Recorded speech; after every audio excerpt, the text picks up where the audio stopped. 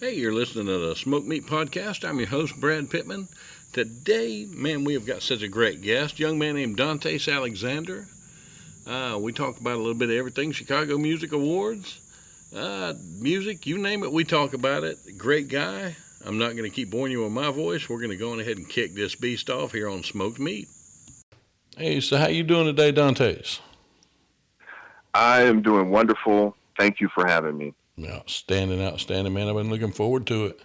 I haven't gotten to record for about a month, and I finally sent Eileen some dates and said, I need people.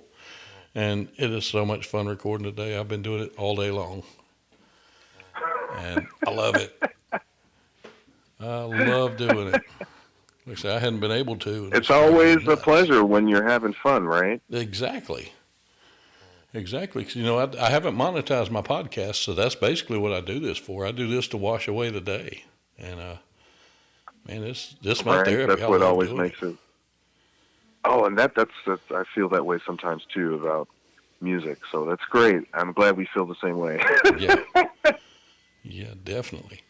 Definitely, man. And you've been hitting it hard here lately. We was talking, and you got a lot of crap going on, man. The Chicago Music Awards, that's amazing. Yeah, I'm trying to come out of that lost babe in the woods thing, you know what I mean? Like, oh my God, like, oh, they like my music, and oh, this person knows who I am, and, and all of that. So, it's still definitely a pinch me moment, because when you start, doing anything, you only hope and dream, that people just listen to it. And, and after that, so everything kind of hit me actually today. Like, oh my God, wow. Like, yeah, this is real. Okay. Yeah. And hey, enjoy the babe in the woods moment, man. Just soak it all in. Because that way you're looking at it still from the standpoint of a fan, and that just makes it so much better. Oh, wow. Yeah. So, yeah, yeah. I'm excited. So, yeah, I'm really excited about it. The airing, I believe, is going to be February 28th on all social media. So, yeah, I'm excited. Very cool. Very cool. And I know you got a new single coming out. So. Yeah. I don't know about coming out, going to record. I'm sorry. Oh, yeah. It's like, everything's already recorded. I've been doing music now for maybe 3 or 4 years now. And so, I try to go into the studio once a week. And, I'm pretty religious, with that. So I was able to, come up with a really good cohesive album. But then after, COVID happened and just kind of reassessing everything, I just kind of felt like it would be, better to, release, singles. So that's kind of what we're, what we're doing right now. And, the last single that came out, which was, TikTok Beat Don't Stop. It's actually done, sort of well, but the next single will be, The Sixth Dimension. I'm trying to hopefully, get a clearance from a very, very, very, very, very. We had our conversation about music right here. Now this is going to blow your mind. I'm still waiting for clearance yet, but I'm just going to put this out here because if I don't get clearance, I'm going to have to chop it off the song. But I love The Fifth Dimension, and the name of my single is The Sixth Dimension. Yeah. And so obviously, like we were talking about, that song is, I'm 28. I want to say that song might be, it's well over 50 years old, but, I always loved that band, loved that music. And one day, I was sitting down watching The Matrix. It sounds really funny. I was sitting down watching The Matrix 2, and, that's kind of a recent but old movie, I suppose, depending on how you look at time. Call me a hippie or whatever. I try and look at time as not being, something that can be, relative. But anyway, but I was watching The Matrix, and there was a scene in The Matrix 2 where Morpheus, I'm not sure if you remember, he had came out to address, the whole cave of people. Mm-hmm. And in that moment, I was just so, inspired to, write the song. Right. And everything just kind of, came together, and it sounds wonderful. It sounds wonderful. So, of course, I'll, be a kind sir and get that over to you, perhaps for your own personal ears before listeners get to hear it on March 19th. Oh, that'd be awesome. And you talk about Morpheus, Lawrence Fishburne actually still owes me a pack of cigarettes. Oh man, you know what? I wouldn't be surprised. I wouldn't be surprised. You look at how his character was in that movie. Yeah. I mean, he is cool as the other side of my pillow, man. When they were filming a movie called Fled down here in Covington, just south of Atlanta, and we were the ambulance that was standby on scene, and he couldn't carry his cigarettes in his costume because duh, and they'd be between shots, and he'd walk over to me and say, "Yo, man, let me bum a square."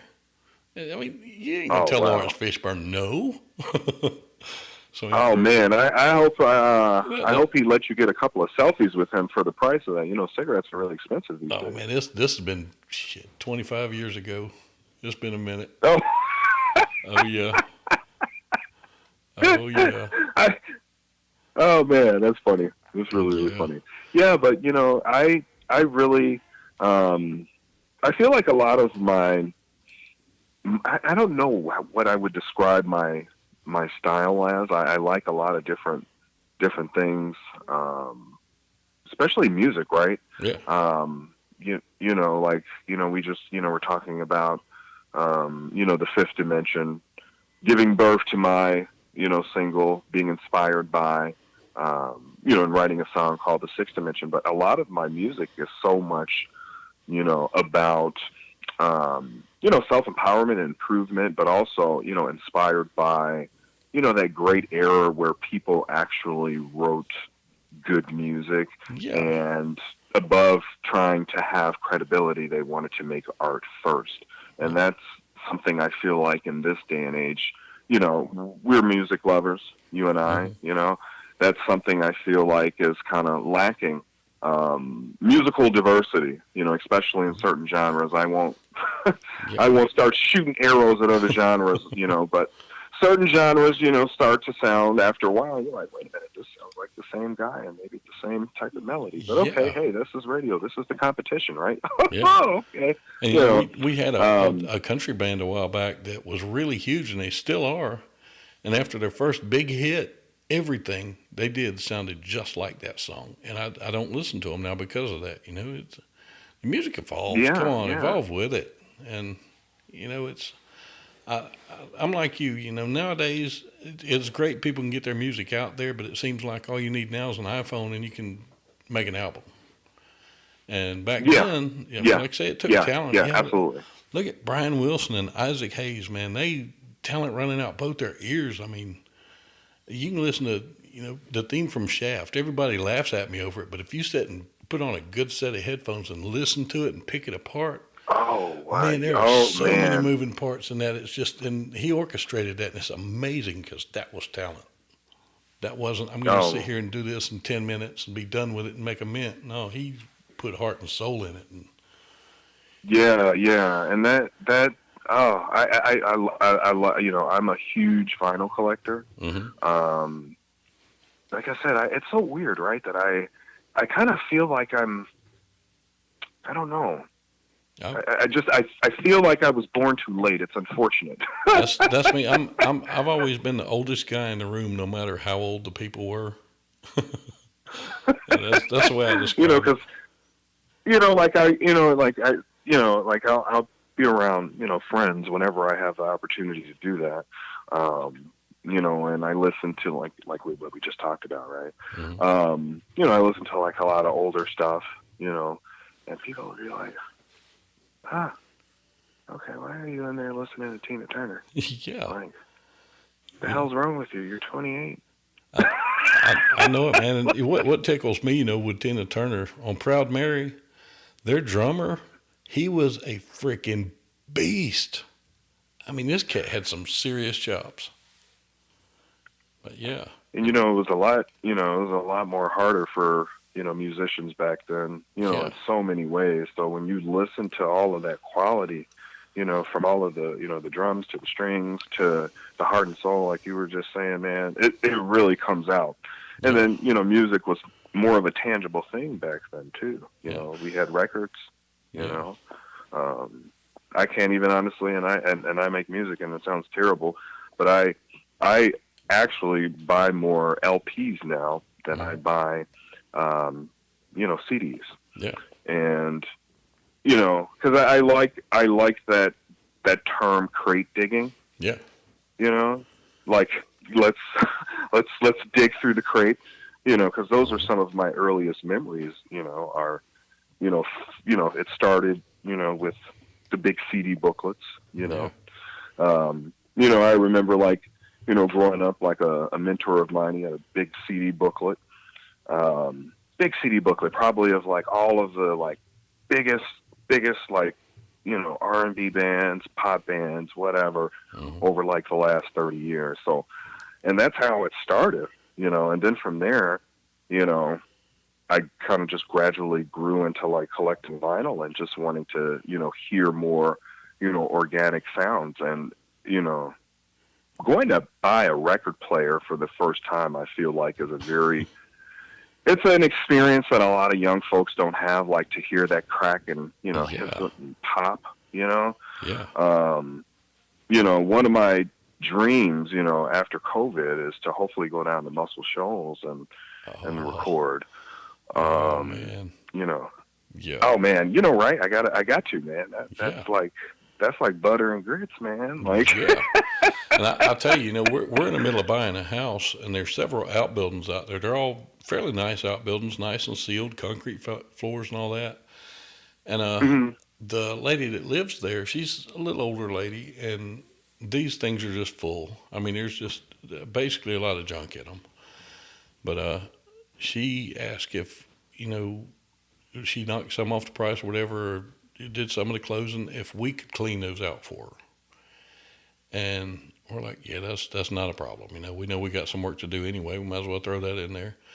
And I opened the door and looked at one, and on a shelf is about a 2-foot stack of vinyl. Ooh, any goodies? I don't know. I didn't look through it. I just opened the door and looked in there. I'm like, I'm not digging through this yet. I made sure I told the realtor. I said, tell him do not cherry pick. Oh man. Yeah. I mean, there's no telling what's in there. I'm excited. Oh man, I remember I was in Michigan. I think this was like last year. This was before COVID happened, and I was in Grand Rapids, and I was at a thrift store, really, really nice thrift store, and I was digging around through the records or whatever, and guess what I found? What did you Brand new mint, just like brand new, like unwrapped, not out the wrapper or anything. Still had the original fan club sticker. Insert inside the jacket. Just guess. We were just talking about Muscle Shoals.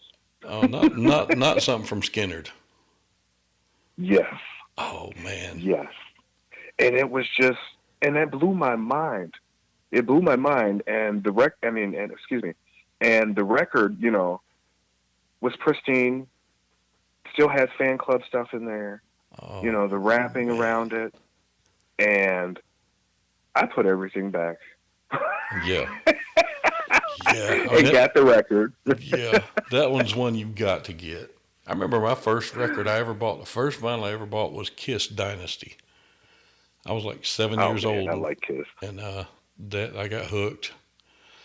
But yeah, I miss How can vinyl. you not get hooked, man? Like that, like especially Kiss, man. Like you have to respect any band or anybody that sets a precedent and sets a tone to be unique in a time that wasn't allowed really for people to be unique. You know what I'm saying? Yeah, and they protect their brand so hard, and that's just awesome to me that they do that.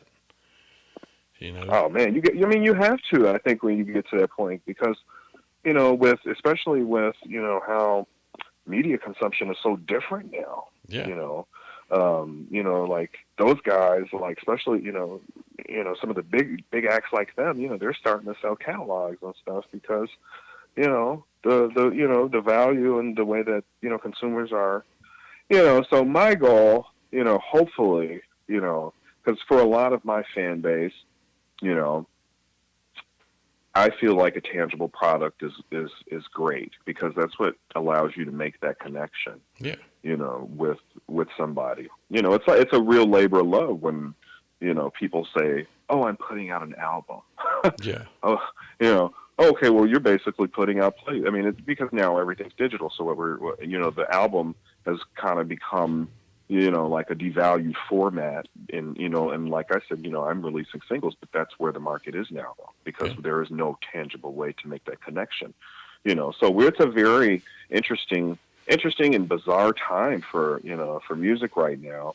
The internet is great, and I'm really thankful that all of my music has been streamed. I think maybe close to 2 million times total. Like my second single, "So Below," which is probably what I'm most well known for, has been streamed close to 1.7 million times, and and all of that is great, and I love that.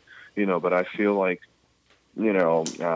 streaming and all of those formats, those are things that really, kind of start the connection, because you have no way to say, "Hey, you like my music, why don't you subscribe to my fan club?" Yeah. So you can, that's what the album was about. Because when you pull that, like we were just talking about, when I found that record, when I opened it, there was that fan club information, right? That's more valuable. That's the most valuable piece of information right there, because now you have a way to make that connection with the person who loves you and makes your music. Yeah. And am I rambling? No, you're doing fine, man. You're doing fine. And one thing I like about albums, like I say, they've got that stuff. I remember getting Love Gun and having that little pop out little paper gun. You'd snap your wrist and the thing would pop out. Oh, see, now you just inspired me. Yeah. Oh, man. That kind of stuff yeah. is real. And it's funny. Everybody thinks that musicians make so much from downloads like they did with records, and they don't. And it's really, it's just, it started with, the Napster, and then you went from the Napster to Apple came in, and everybody was like, "Oh my God, yes. Yeah. 99 cents. So we moved away from that. Now we're in the stream. So life is great, but it can always, be better, as a musician. I, know for experience, that there are a lot of, musicians who, who I have as friends who, have made massive hits, massive hits, and, 20 years ago, and, but they, are starting to, think about realigning and repositioning because of how, how fractured the music business is right now. There's a big fight for, all artists, to get a more equal share of the pie with, Apple and Spotify, because, if you think, you're going to become rich off of a million streams, I will certainly be the first to tell you that it's not. Yeah. Not. It's enough to, put it back in and turn it back out, which is what you're supposed to do. Yeah. But the end result, is hopefully finding that way to, again, make those connections with the fans. Yeah. And I don't like to use the word fans, because I feel like people are listeners now, like we have listeners now, and when you have fans, is kind of like a word that feels, for me anyway, I won't say it feels weird for me to say. I like to say listeners, or it just makes me feel better. Well, I can tell you the mark of a true fan, and I'm fixing to go way back past your time, was the 8-track. Because with the 8-track, if you missed your song, you had to either wait for 3 songs to play and come back around to it, or you had to go to another track and find a song that you liked and time it right where you could click and go back to that one and catch it at the beginning. So Okay, you got me there. yeah, You got me there because every time I go into the record store, I see them. Excuse me. Yeah. And I look at it and I say, "What is that?" Oh, dude. Oh man, that was the CDs of the '70s. Oh yeah. And I just never understood how it worked, And they had the 8-track player and all of that stuff up there next to the vinyl. Oh, And I was like, it's "Oh, worth okay." getting. It's worth getting. I promise. Oh yeah. Oh wow. Okay. Well, we're gonna have to go get one, and we'll have to sit down and listen to some good stuff. Oh yeah. But that's when you knew you were a true fan. When you would put up with a song, because every album has a song that you're like, what the hell did they put that on there for? And when you put up with Oh, that one to wow. get to the next one, that's when you're a fan. So I wonder, is that like almost how? Would you say the tape, almost like tape, maybe, or? Yeah, I mean it's tape. Oh, Yeah. it is a tape. Oh, Yeah. oh, that sounds horrible. Where? Oh, it's awesome, man.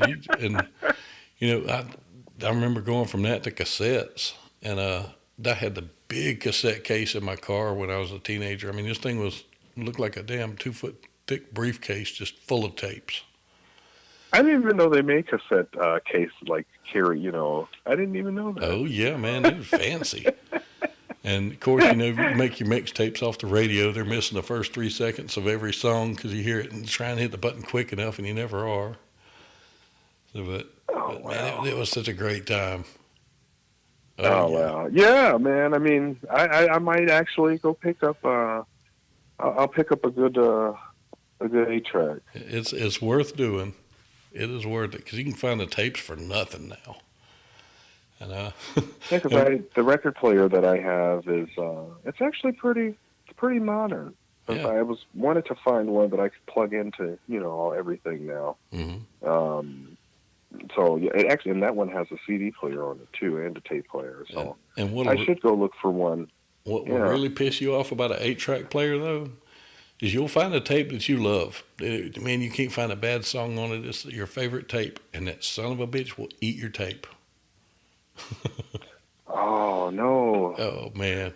No! Oh, there is no panic quite like riding along and hearing and having to snatch that tape out real quick. And I thought the worst thing possible was, getting dust on your record and getting the scratch. But that sounds worse than that. Oh, dude, it's terrible. It's almost unrecoverable. Oh, it is a pain.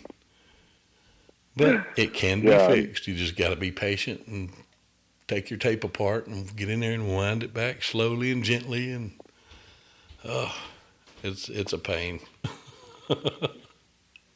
Well, I don't know if I'll. We'll see. It's worth doing. It's worth it. Sounds like it'll be a learning curve. Oh yeah, it's definitely worth it though. All right, I'll check it out. Oh yeah. But no, I mean, I come from the days of the big stereo rack systems, and that was what everybody wanted. Oh, yeah. And I've actually got a friend that still has a working reel-to-reel. Mm-hmm. Really? Yes. So when I go, okay, so it's funny to bring that up there. So at my studio, mm-hmm.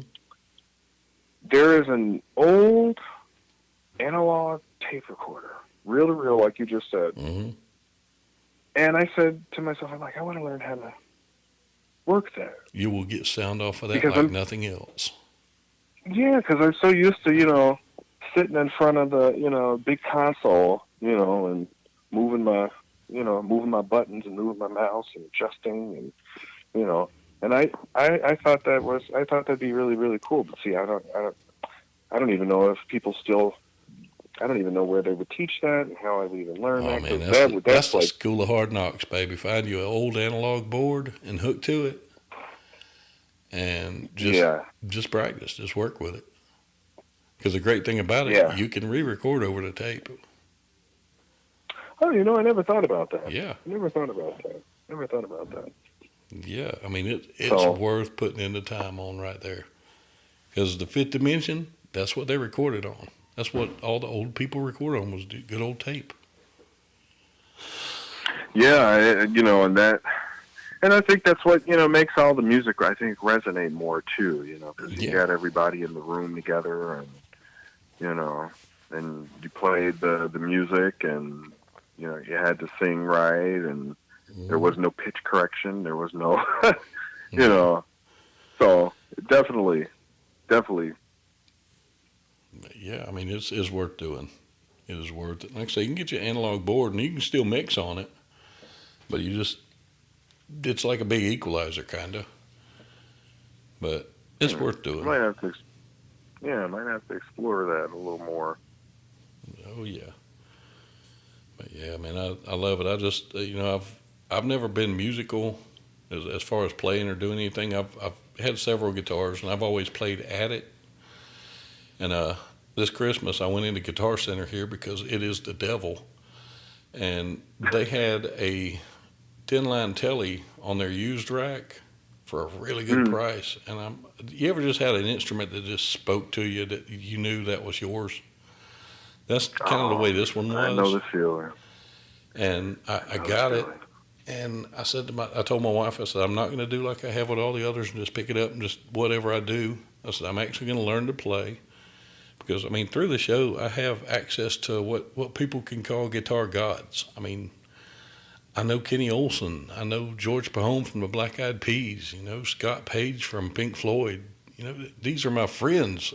I think I might be able to get some advice from them. I was going to say I was going to say you should definitely reach out and ask for some guitar lessons. I'd offer, but I think hey, I think those guys might be able to help you out. It's just freaking awesome, And I told her, I said, I'm actually going to learn to play correctly now. And I bought a little pig nose amp because I love the sound of those. And I've got a little effects box that I use just if I am going to just play.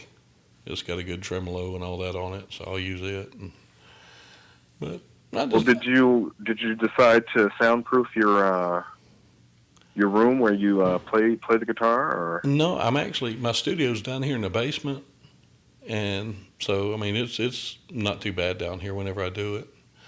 But where we're moving to, I'm actually going to have a standalone building for my studio that's about 15 by 15. And I'm probably going to wind up soundproofing it. Even though it's out in the middle of the woods, I may still soundproof it. But, well, I think that's pretty cool. Yeah, I'm looking forward to it. And, I cook a lot. I think that's pretty cool. The place has about a 40-foot long pavilion. And on the end of it is a big room for a kitchen. And my best friend owns a restaurant supply, so he's already looking for used appliances for my kitchen in there. So, oh, yeah. It's already got a barbecue pit built, so it's on.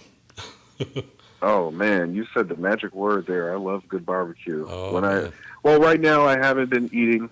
Like the quarantine, I'm going to be honest with you, the quarantine, it was horrible for me. I'm sure probably like everybody else. Oh, yeah.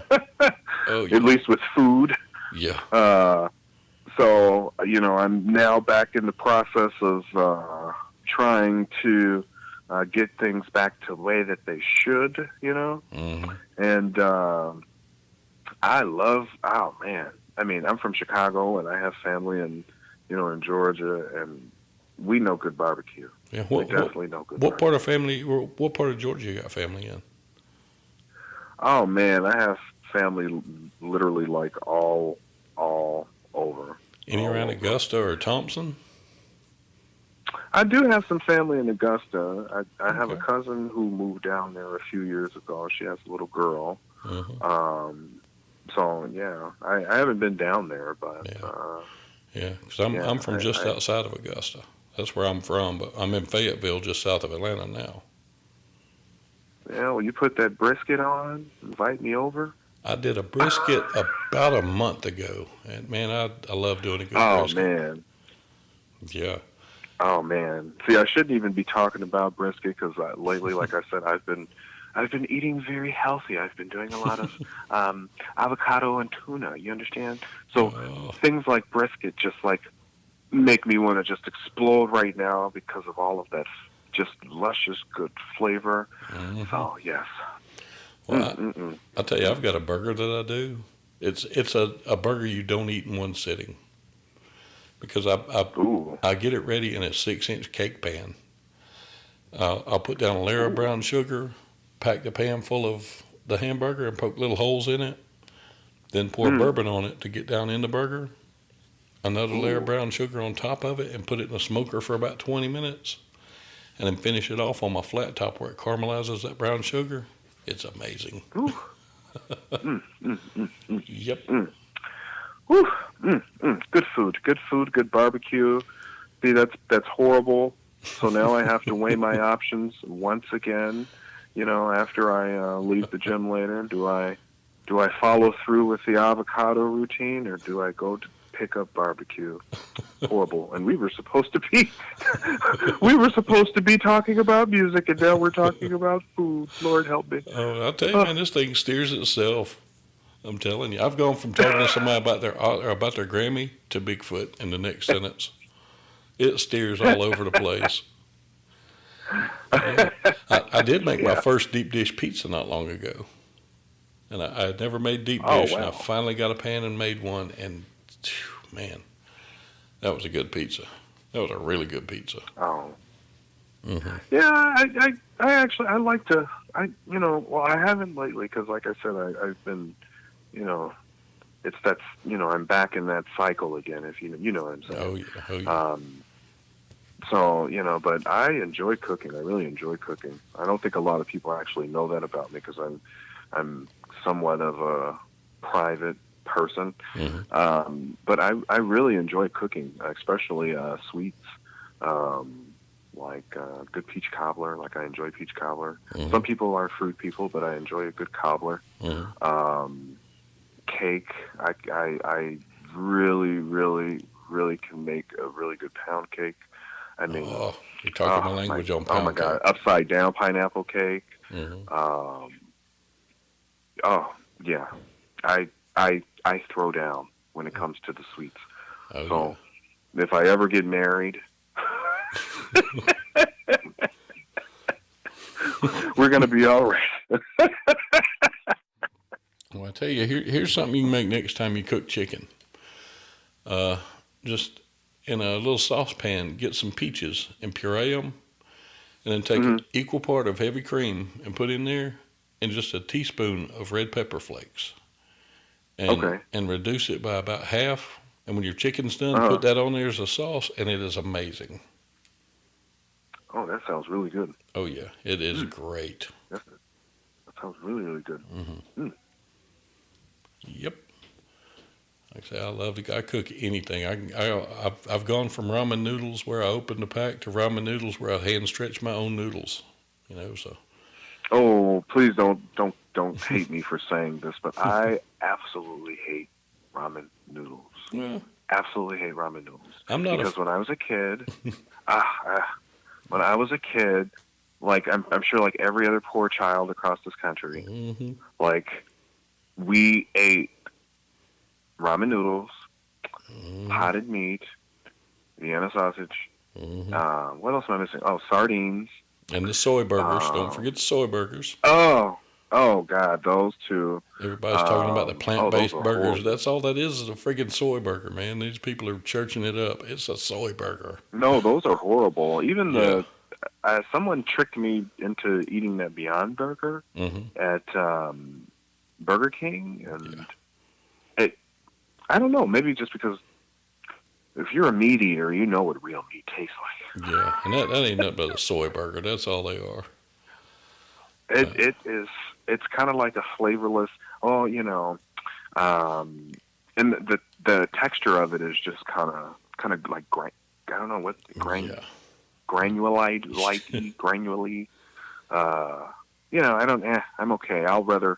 I'm gonna have some meat, and I am gonna enjoy my meat. I have a lot of respect for vegans. I try to watch what I eat. I believe it's okay to eat pretty much anything, in moderation. Yeah. And food, I feel like life is meant to be enjoyed, and food is just, I feel like, an expression, especially, in families. It's just another expression of love. So food is it's a great thing. It definitely is. Definitely. But yeah, I know about eating the ramen when I was a kid because, like I say, we grew up poor, man. We were so poor we almost had to share mouthwash. But Oh man, burglar broke in our it place would to no, practice. yeah. Oh Yeah. yeah, so you know exactly what I'm talking about. Yes, I do. But I can also I make a broth for them now that is great, Mhm. and it's not got 10 pounds of salt and MSG in it, and you can actually And I think taste that's stuff. why I didn't. I think that's why I don't like it. As an adult now, is because it had all that salt in that little Yeah, pack. yeah, Ugh. yeah. But now when I make it, it is an event for sure because I put everything good in there. I was gonna say, do you add like any extras like eggs and all that good stuff? I do the eggs whenever I do my fried rice, but in my ramen I'll do like fine chopped up green onion, garlic. What else? I put a little bit of five spice in there. Uh, no, one of my captains actually gave me some last night that actually had a little bit of fish sauce in there. I'd never had it, and it was pretty damn good. So I'm gonna start trying that in there. And I'll put a little Mm. bit of soy. I use low sodium soy because it can get salty real quick. Mm. But yeah, I mean, and I just use beef broth, and I'll get the low sodium beef broth too because it's funny. I'm from the South. I'm almost 300 pounds, but I don't really like salt a lot. I learned a long time ago if you season something right, you don't really need a lot of salt. Amen to that. Yeah, Amen to that. like Amen to if that. I'm And then cooking it's funny you said that hmm? because I like if I make something that has especially like with like meats and like my burgers and stuff like that too. Hmm. Like I don't put a lot of salt on it because the cheese is salty. Yeah, I don't know. It I don't know. yeah, and It makes me sound old. I'll tell you something that's good also. Next time you do pork chops, Ooh. get regular chili powder and country time lemonade mix, the powdered. Put equal parts of it and rub it on there. Okay. Because that Hmm. sugar in the lemonade mix caramelizes, Okay. and it's great.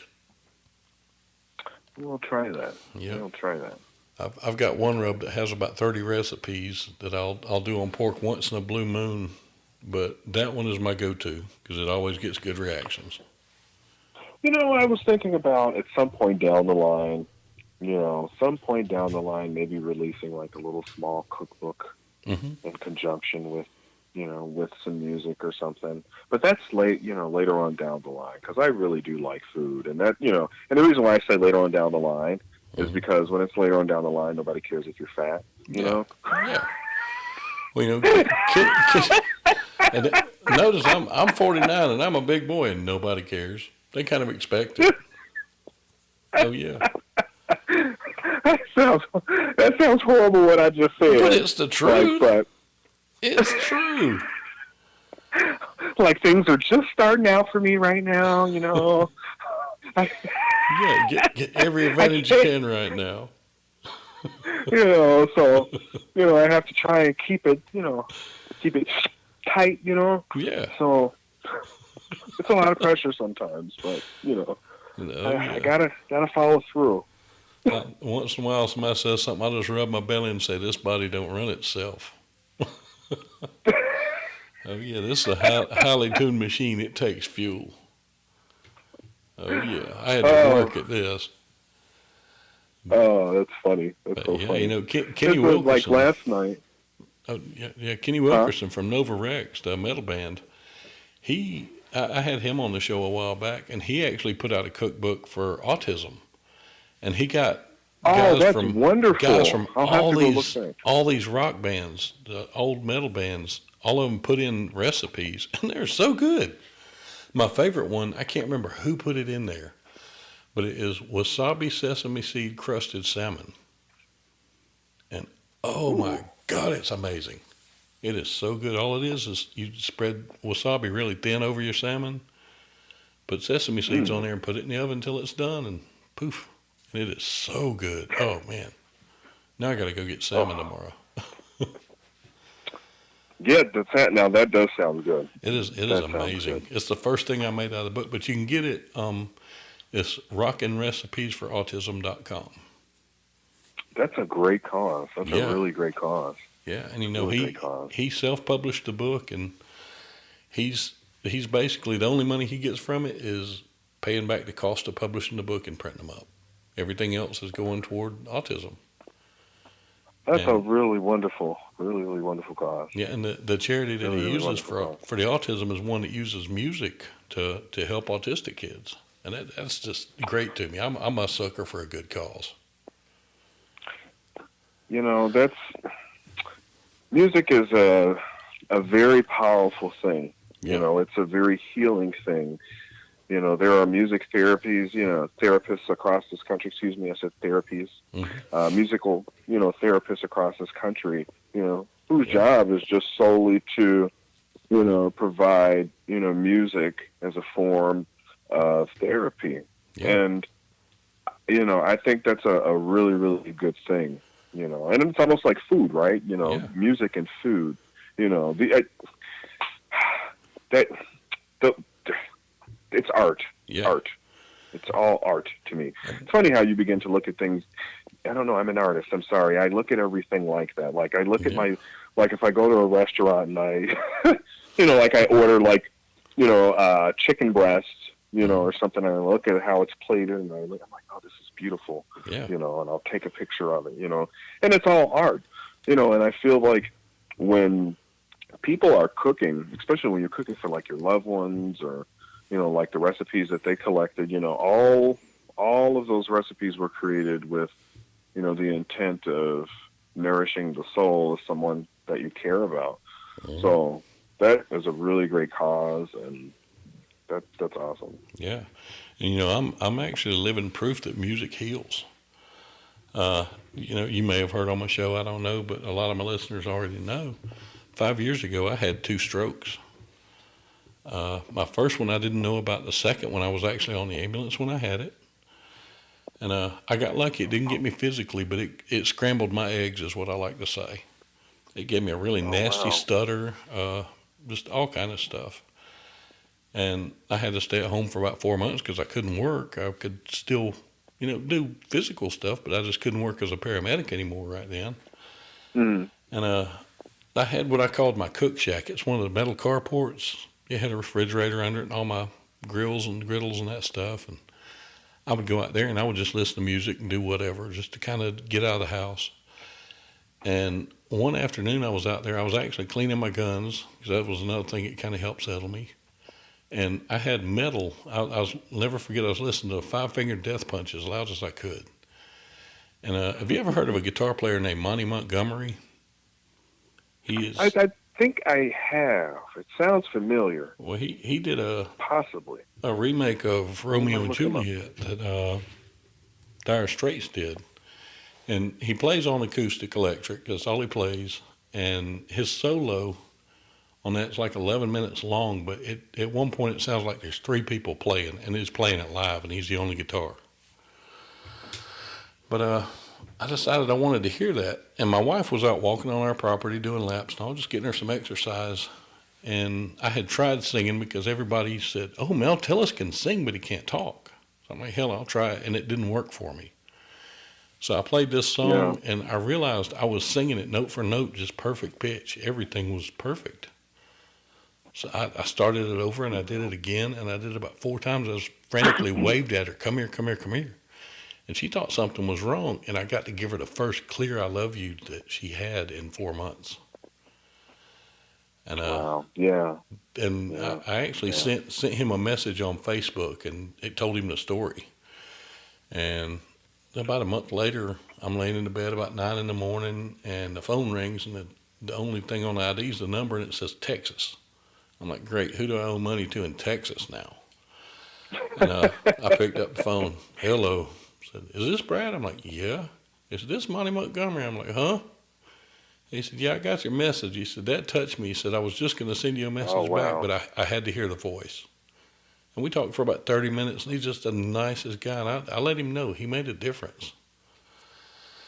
And Yeah. like I say, Yeah. I'm proof music heals. I mean, it still comes back once in a while, but not very. It's probably been 6 months since I've done it, and that's a wonderful thing because I hate when it happens because I sound like the water boy. I do. No, no. I definitely know how you feel. I've found myself in some pretty dark places, and I definitely feel like music is definitely instrumental in kind of shaping and helping me, get things back to where I need to be. Because it's like the soundtrack to your life almost. Yeah. Like the unscripted soundtrack to your life.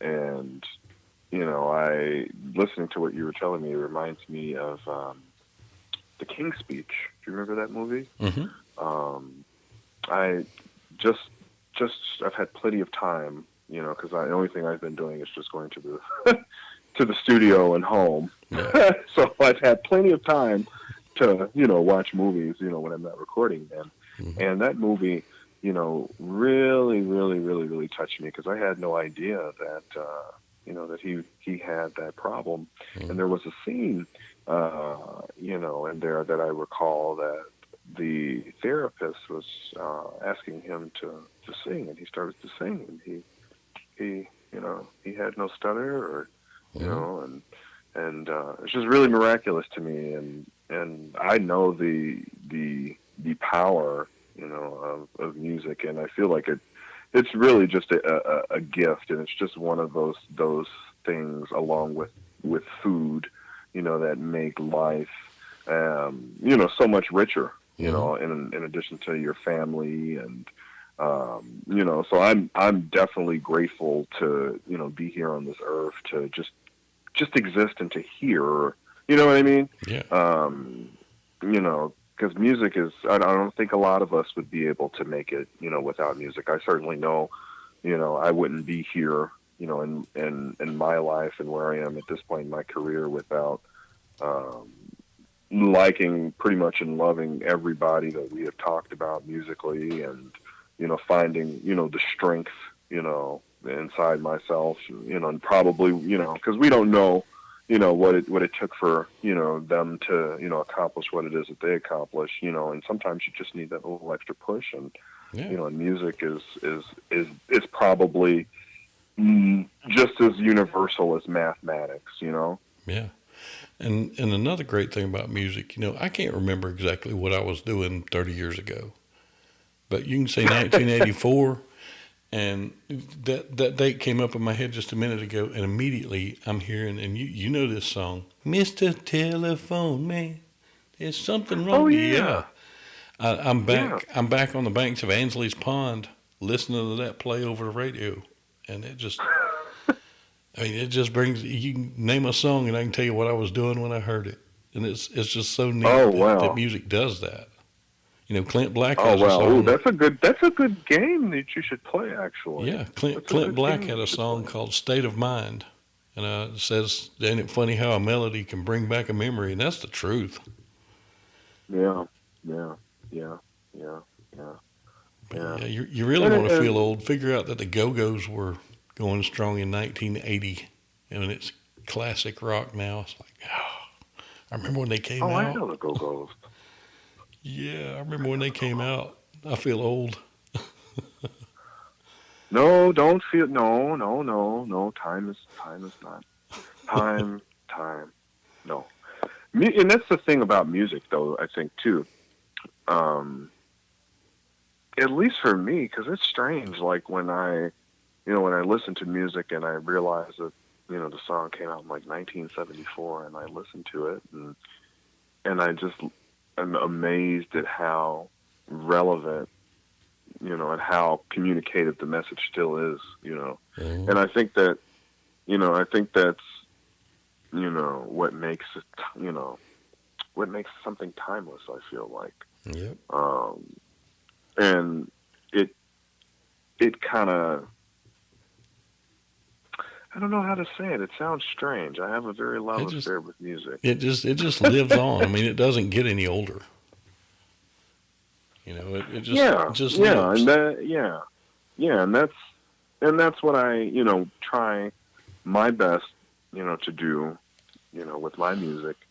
I try to uh, make things that will hopefully, be talked about, 10, 20, 30, 40 years, from now. Mm. That's, I think everybody, wants that, and for me, as being, uh, a young musician who is fully in control of his career and what he wants to do, I'm blessed to be able to explore different multitudes of sounds in my work. You know what I'm saying? Yeah. There's a lot of big stars who are really restrictive in what it is that they can communicate to people, and what it is that they can put out, and I just so happen to find myself in in electronica, or what I like to call new disco. Mm-hmm. But I have I have some pretty good covers, on my project. I actually might just put it out as an EP, but the Sixth Dimension, like I said, that's the next single Mm-hmm. that's coming out. But I have a Nine Inch Nails cover, Nice. that I've recorded. I absolutely love Trent Reznor. Mm-hmm. I think he's a really great musician. I actually prefer their version over Johnny Cash. Johnny Cash's version makes me want to cry. Their version just makes me want to jump off a cliff. You know what I'm saying? Yeah. Um, Yep. they're both great, but they're just two different textures. Yeah. But I have that type of stuff. A lot of pop rock, but it's all based around electronica. Mm-hmm. So I always try to keep that into the focus. But coming down the line after the Sixth Dimension, expect a pivot. Yeah. Oh yeah. Keep it fresh, man. Most definitely. you Uh, know, uh, I just feel, as an artist, I feel like, you have to do what feels natural for you, mm-hmm. and just make, what feels appropriate for you. And if it's authentic, people will respond to it, Yeah. I've learned that through the when you're show. not trying to, yeah, I mean, yeah, when you're not trying to trace, trends, or when you're just being yourself, your most authentic self, people respond so well to that. yeah. Um, and again, I still am just humbled by, how everything has kind of occurred for me. It's definitely, it's been a slow process for me, I guess, to get to this point where I'm, starting to get recognized. I was in a magazine last year. I'm getting messages from fans Mm-hmm. and listeners, all over the world. And, before I, had, started our interview, everything just kind of hit me like a ton of bricks. Like, okay, wow, this is really going on here. You know what I mean? Yeah. And I'm just grateful to be able to put out, and express myself, because a lot of people don't know that what I put out, are not only are they things that I've written, but they're things that I go through in my real life. As you know, Chicago is a beautiful place, but it's also a very vicious place. And so I find a lot of inspiration, in my daily life. I've written songs about, gun violence, but everything is disguised over slick pop. You know what I mean? And that's fulfilling to me. That's more fulfilling to me than winning a Chicago Music Award, or, being, known all over the world. That's more fulfilling to me and more happy to me. And that's, like we were talking about earlier, right? Yeah. It's fun, Yeah. you know? Yeah. Exactly. Oh man, well we have gone almost an hour. Yeah, Really? yeah. That's the great thing about my show. It never seems like it's as long as it is. Oh wow. So yeah, and I feel like I, was talking to an old friend. Yeah. I think this has been a wonderful, wonderful, wonderful experience. I am so happy that you've graciously allowed me to come in and speak with you so casually and so comically. Yeah. Well, you're welcome um, back anytime. I mean, you got the number, save it. All you got to do is call and say, "Yo, let's talk." And you saw how fast I can plug in. Boom, and it's done. well, Yeah. I again, like I said, I'm very humbled and even honored just to be on your show. You even know who I am, which is really great and cool. Um, to all of our listeners, thank you for being so supportive, and make sure you continue to be on the lookout for the Sixth Dimension, which will be coming out on March 19th. And I'm very excited for that. And Oh yeah, God bless you, and God it's bless gonna be everyone awesome. else. Well, I appreciate it a bunch, man. A whole lot. Like I say, anytime. Thank you so much. I really appreciate it.